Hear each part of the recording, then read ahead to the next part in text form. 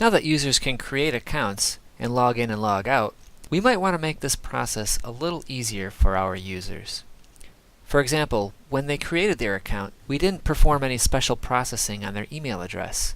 For example, if they added uppercase and lowercase characters to their email address, when they come back in to log in, they might have forgotten which characters they made uppercase and which ones were lowercase. In that case, they'll have a hard time logging in and will become frustrated. So let's make this process a little simpler. So here is our model, our user model. And if you recall, we store their email address as their ID. So what we want to do is clean up that ID, the email address, before we save it. And Mongoose has a few helper methods for your properties in your schema.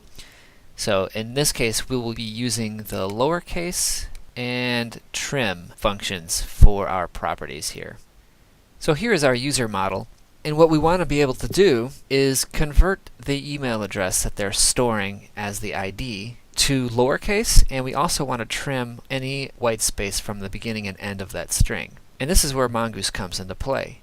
Because we've got a schema, we've got control and hooks into the values that are being set before the document is saved.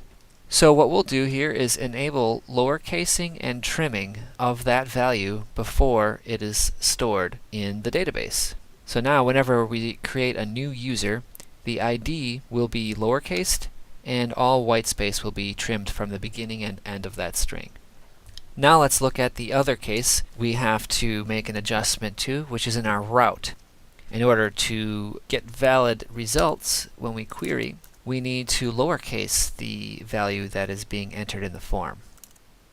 So here we are in our login routes, and when the user submits the login form, what we do now is just take the email value that was sent to us and we just convert it to lowercase before sending that query. And that's all it takes to make the login experience a little simpler for our users.